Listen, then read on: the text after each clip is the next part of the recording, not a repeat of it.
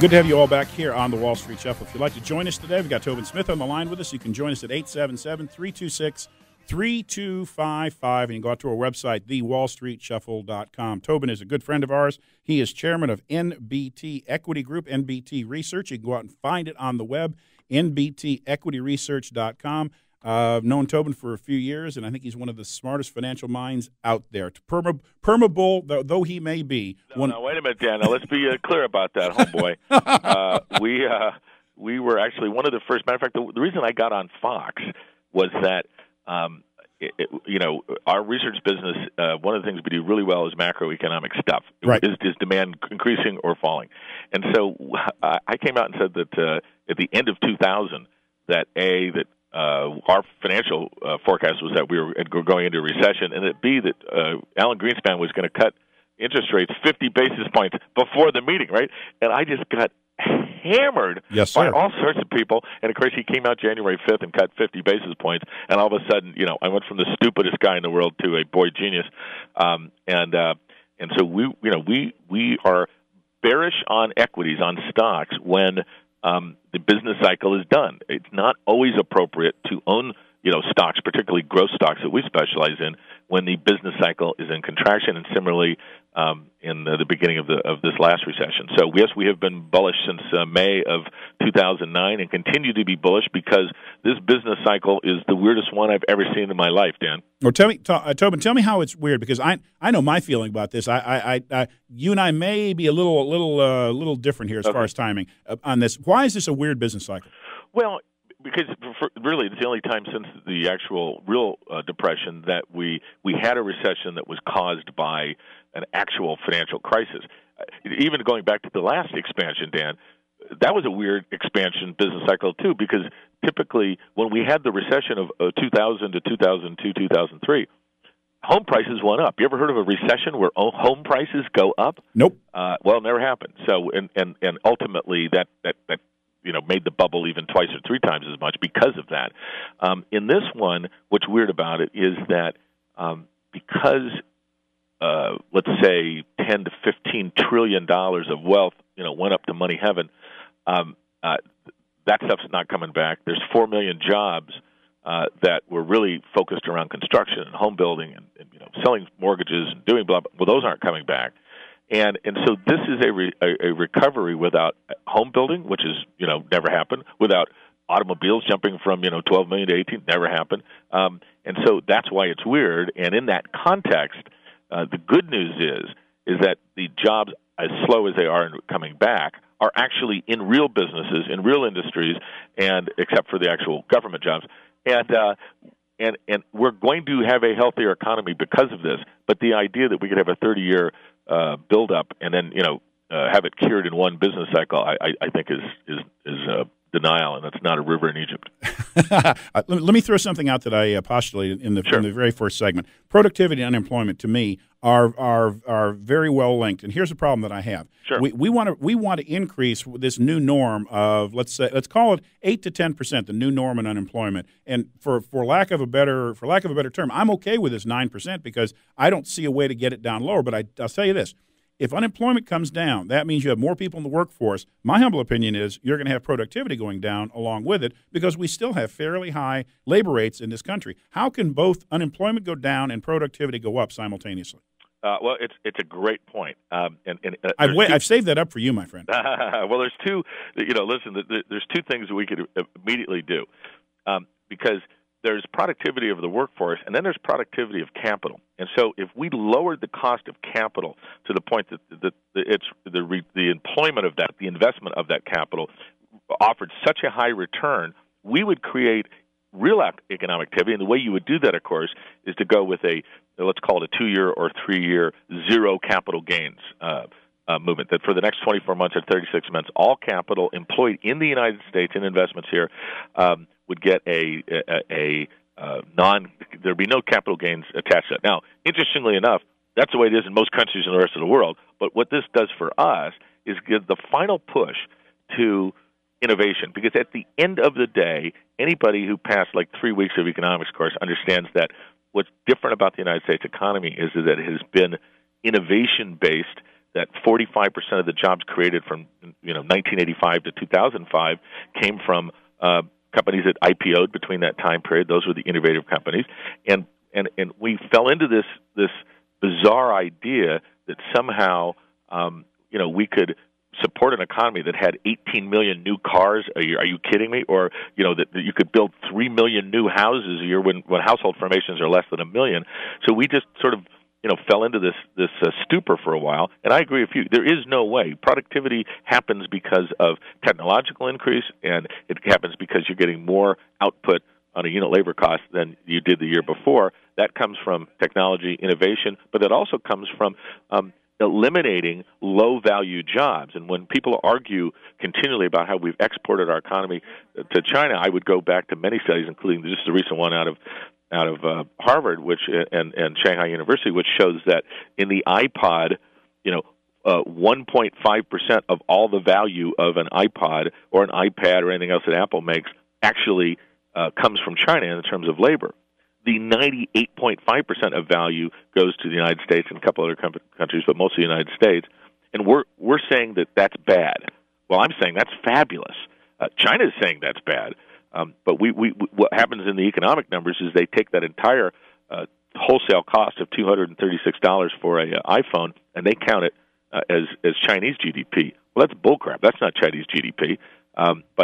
So we're still counting our economy, Dan, like we used to count bales of hay, and it just skews the entire relationship, in my humble opinion. And I enjoy your humble opinion. Tobin, we've got a couple calls lining up, but before we get there, I got a couple more quick questions to ask you. Equities in the economy. It's very easy right now for the last 3 or 4 months, you could have thrown a dart at a dartboard and picked a stock. Right. Okay. But the problem is equities and the economy are two different things. We have come out of this recession. The problem is in the formula for GDP is included government spending is included in that. The government can spend its way out of any recession that it wants to. If the government and if the Treasury, the Federal Reserve, and the Congress all withdrew any kind of stimulus, would we still have a positive growth economy right now? And if not, how long do the groups, the Treasury, Federal Reserve, and the Congress have to provide stimulus?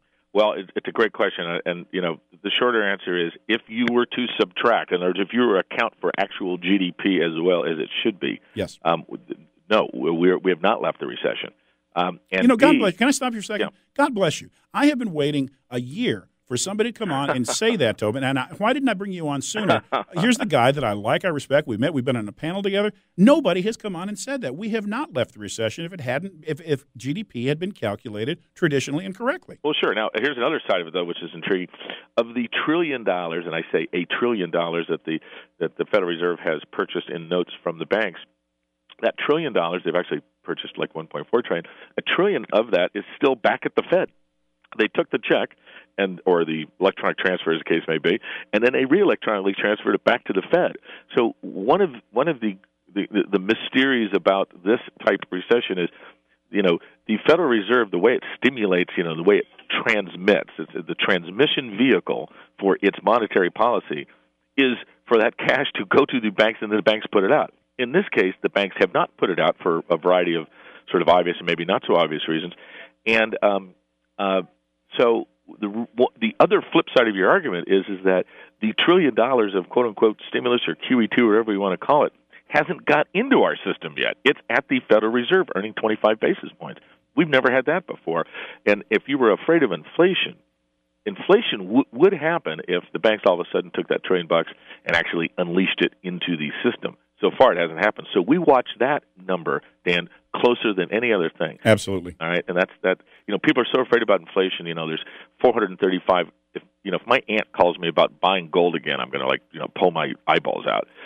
You and I've talked about gold forever, and you were one of those guys. When we sat on that panel together down in Houston, we talked about gold. You knew I was a gold bug, yep. and it was funny. Offline, you are just the nicest, normalest guy in the world. You go, yep, I like it. Good. I don't know if I'd be in it for the rest of my life, but it's a good call. That's all I'm asking people to say is, look, there are times for gold, there are times for equity, there's time for debt, for bonds, there's times for everything. Well, absolutely, and the other thing going on here is that in this type of recession. Normally in a recession is caused because, the Federal Reserve or people raise rates too high. It snuffs out the expansion for a good reason, and then they pull the lever of lowering rates, and the expansion comes back. Well, we were already at low rates when we started the recession. Then we went to zero rates. That lever, that dog won't hunt, I believe would be a language you would use. And I don't, the concept of inflation to me is incorrect in terms of systemic. The way we would normally talk is monetary inflation because, as I say, about $15 trillion of actual wealth got evaporated. And when that happens, you actually have a deficit. You could pour $1 trillion worth of stimulus in there, $2 trillion, which actually the number's been more like $7 or $8 trillion. But it's going into a void of trillions that got blown up, and that's why we have not had systemic inflation, i.e., job, unit labor, industrial capacity, any of those things that are actually there. That being said, on the Bulls and Bears last week, they tried to say that the argument, the riots in Tunisia had something to do with food prices. Well, geez, I don't know. I know a lot of outlandish ideas, but Tunisia was just a wee bit more about food prices. The riots and food prices are going to be in India. They're going to be in places where weather has wiped out all their crops, where the fires in Russia wiped out all essentially the winter wheat plant that they haven't been able to replant. There's some real fundamental structural issues of why cotton is 200% higher today than it was, but it's not about the Fed putting money in the system. It's the fact that cotton crops died in India, and they produce about 40% of the crops. Come on. Now, do me a favor. I want to take one call here because we promised we'd get some callers in before the break. Right. I'm going to take you a little off target, but everybody listens to you on Bulls and Bears, and then they want to ask a few stock tips. So if you don't mind, let's bring on Walt from Fort Worth. Walt, welcome to the Wall Street Shuffle. Good to have you on. Tobin Smith on with us. Well, thank you very much for taking my call. Tobin, how are you doing, sir? Walt, I'm outstanding. I love your city. Well, listen, I've talked to you before in the past, years ago, and back then you had talked very positively about the Canadian Energy Oil Trusts. There are two in particular that I wanted to get your thoughts on now. One is Advantage Energy, which is AAV. Yep. And the other is Provident Energy, and that's PVX, Papa Victor X-ray. Sure. And I think PVX has just gone through some sort of a transformation from a trust to, I think, actually an oil company. But maybe you can elaborate on what's going on in Canada right now and how the current laws are affecting these particular stocks. Sure, that's right. Well, the energy trusts in 2008, the Canadian government put a timetable that would come into 2011 that said they had to convert from their trust structure to an actual corporate structure. And because of that, we sort of changed our outlook on them because it took some of the value away. When oil prices also ran to $146, we were highly convinced that $146 was not a sustainable rate, and so we had sort of ended coverage on the energy trust for that reason. We're about to look at them again, and frankly, the two issues are that a company like Provident, because they have multiple assets, remember they own part of Brightburn Energy and so on and so forth, we think Provident is going to be a good buy down here, and that their dividend is going to be growing, and it's going to be mostly tax sheltered, which for Americans is a fabulous thing. On Advantage is because they're so focused on natural gas. We have not resumed any coverage on just natural gas energy because our feeling is that on the equity side, our big companies that we've been endorsing for years are like Brigham Exploration, BEXP, which is up in the Bakken Shale. We like the guys in the Eagle Ford Shale, in the Bakken Shale, these new resource plays. For the income side, I think PVX and Enerplus, ENR, are two top firms that are going to continue to provide a very high level of mostly tax-free income. At these prices, I think you're pretty hard to beat.